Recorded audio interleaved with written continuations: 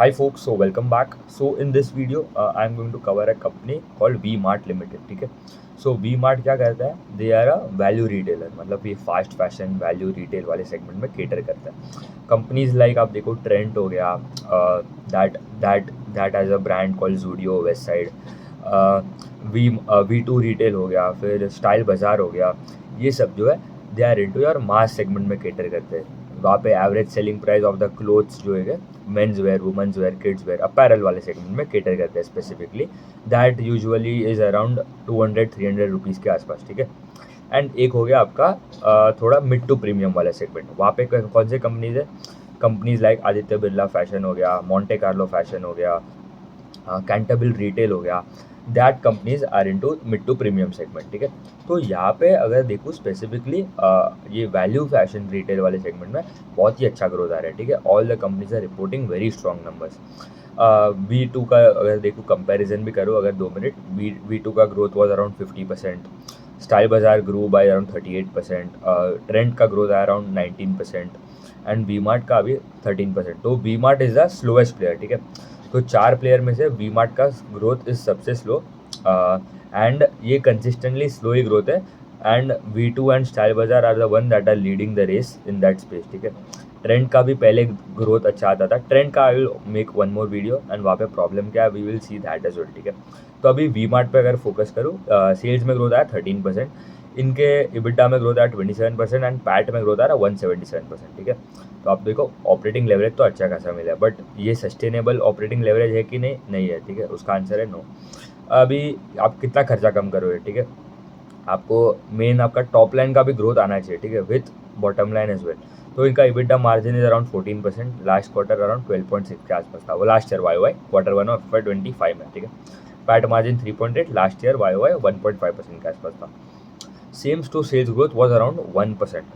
खाली 1% क्यों है? क्योंकि सेम स्टोर सेल्स ग्रोथ क्या होता है, जो आपके stores that are older than 1 year. ठीक है.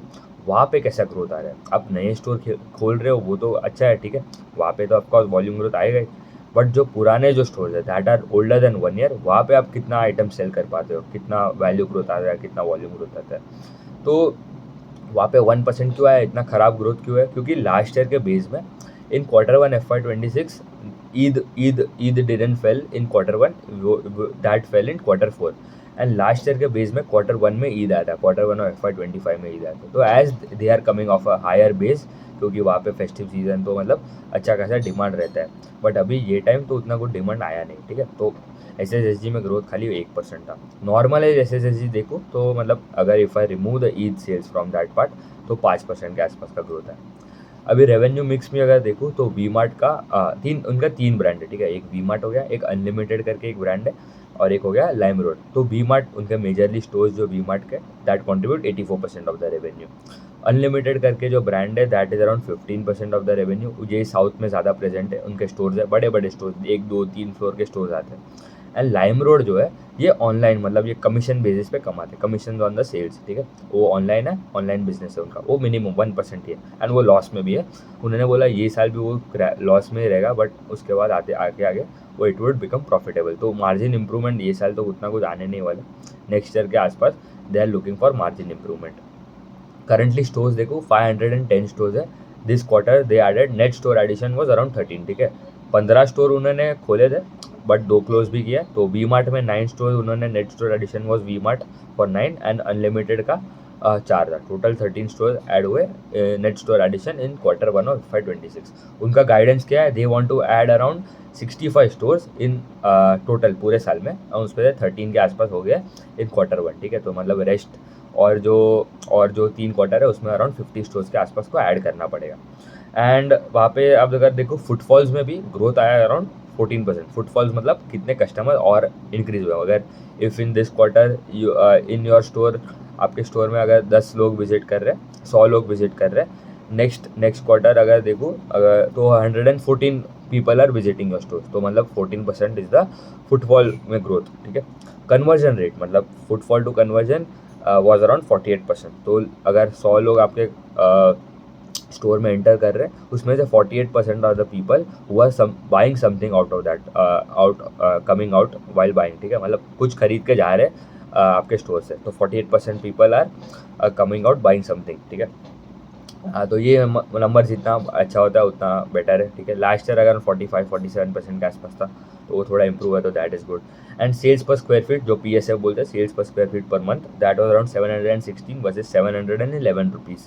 तो वो भी 1% ही ग्रोथ है। एज आई टोल्ड, जो लास्ट ईयर के बेस में ईद का सेल्स इंक्लूड था, but this year it was not there, तो इसलिए वैल्यू में उतना कुछ ग्रोथ आया नहीं।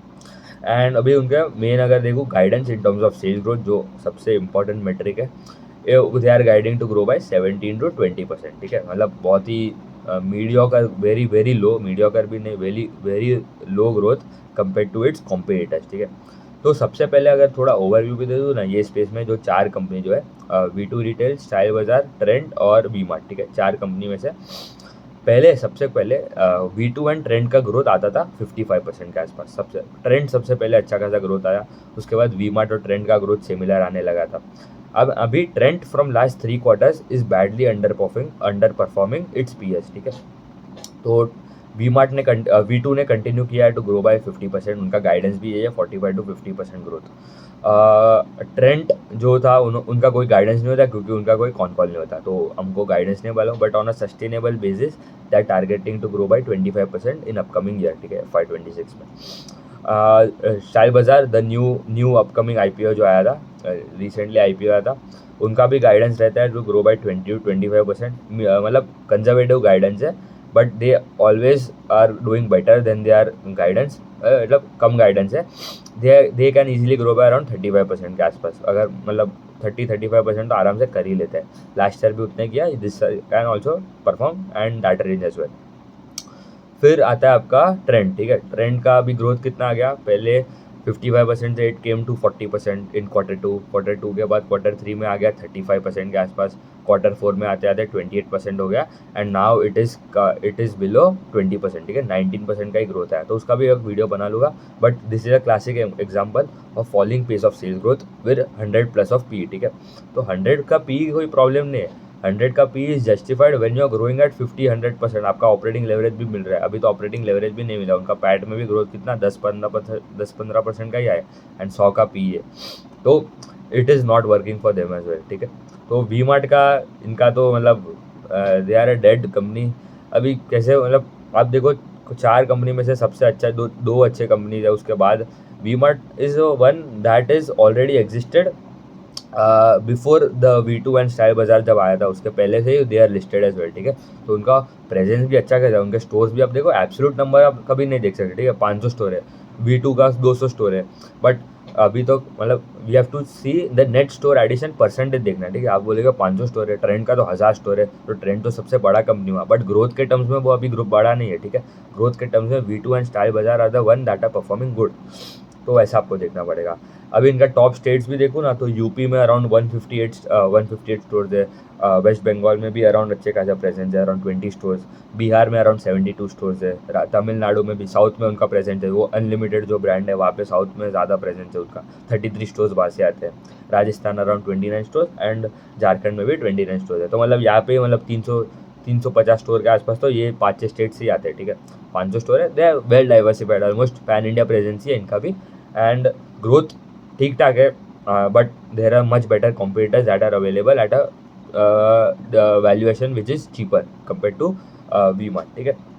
एंड उनका वो यही है कि Q2, because H2 is always better for all this companies. आप देखो जो भी B2C वाले कंपनीज जो फोकस है, क्योंकि फेस्टिव सीजन होता है, उसके बाद आप वेडिंग सीजन ले लो, तो H2 आप देखो ज्वेलरी सेक्टर के लिए भी अच्छा रहता है, फॉर ये वैल्यू रिटेल अपैरल सेक्टर के लिए भी अच्छा रहता है, बैंकिंग स्पेस में भी द H2 इज़ बेटर, क्योंकि people take out more loans for buying more things, new things, तो आपको देखना पड़ेगा H2 ऑलवेज इज़ बेटर। तो यहाँ पे सीजनल है, तो इसलिए आपको क्वार्टर नहीं देखना है, you have to always compare YOY, ठीक है। एंड ये टाइम तो Q2 भी इट वुड बी बेटर, क्योंकि यहाँ पे इनका मेजॉरिटी जो वेस्ट बंगाल वो साइड से आता है रेवेन्यू, तो वेस्ट बंगाल मतलब वो कोलकाता वो साइड से भी अच्छा खासा रेवेन्यू आता है, तो दैट साइड दुर्गा पूजा मतलब the biggest festival is there, Navratri जो होता है, तो that is falling in that is early ये टाइम, तो मतलब एंड ऑफ सितंबर के आसपास इट इज़ प्रीपोन, जो लास्ट ईयर था Q3 के आसपास, तो आपको देखना पड़ेगा quarter 2 is coming off a lower base compare to last year के क्वार्टर 2 में, क्योंकि लास्ट ईयर तो वो क्वार्टर 3 में फेल हुआ था। तो ये भी अच्छा है कि the quarter 2 can be good for them as well, तो ऐसे देखना पड़ेगा आपको। तो ठीक है, उतना ही रखते हैं। हाँ, थैंक यू।